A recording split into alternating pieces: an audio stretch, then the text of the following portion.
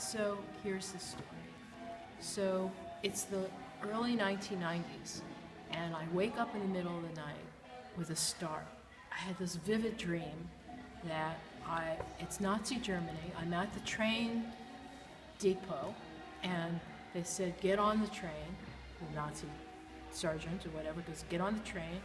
And I say, no fucking way. Boom! Shoots me in the head. I'm dead. I should stay seated because they're going to come stop me. I just want to... Rosalind Fisher. Okay. Helen Garber. Okay. That's where we're not supposed to be. Take me. Okay, so, and I wake up in a sweat.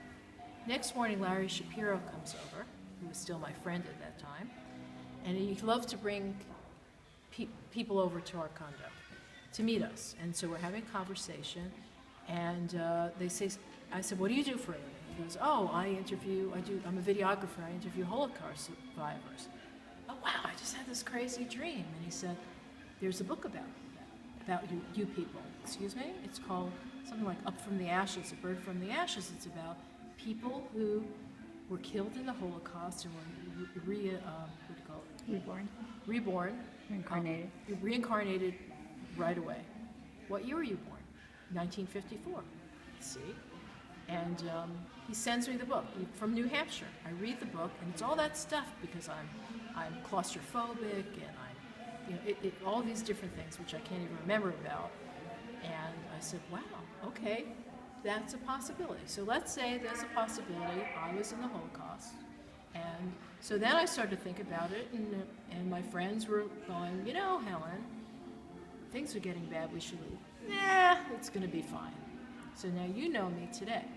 So today, I don't procrastinate. I just full steam ahead, and a lot of times I'll start moving through things without even thinking it through.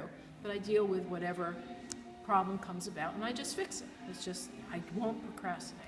And maybe that's part of it, if indeed I was in the Holocaust, and I didn't leave, and I got killed.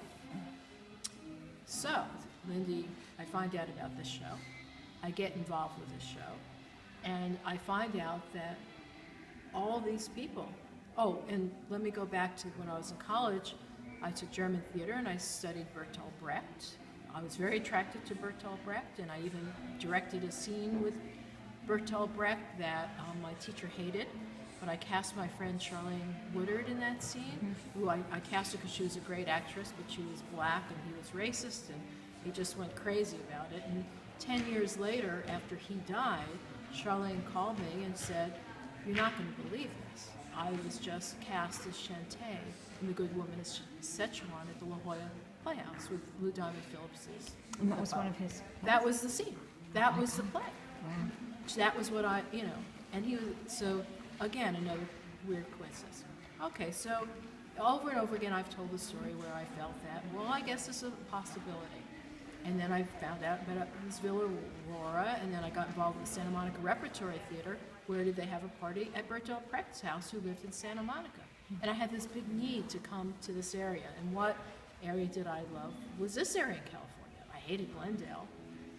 So in this show, I find out about all these intellectuals that were saved from Nazi Germany, and how they brought their friends over, and how some of their friends didn't make it because they didn't believe that it was going to get worse, or for whatever reason. So it got me thinking about a month ago.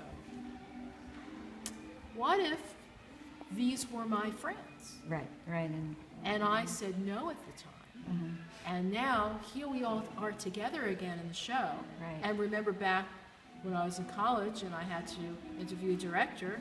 Who did I interview? It was Otto Preminger, who's on the wall out there. Right. So I actually had a physical connection in my next life with my old life, not understanding it, except he and I got along really well. I was with my mom, and he said some very lovely thing about me to my mother afterwards. So here it is, now it's 2015, but in 2014, I was standing at the opening, I'm learning about all this stuff, and I'm like, so here we all are together, except now they're dead, and I'm alive. Yeah. And that's my story. That's a great story. It's a great story. It's a pretty cool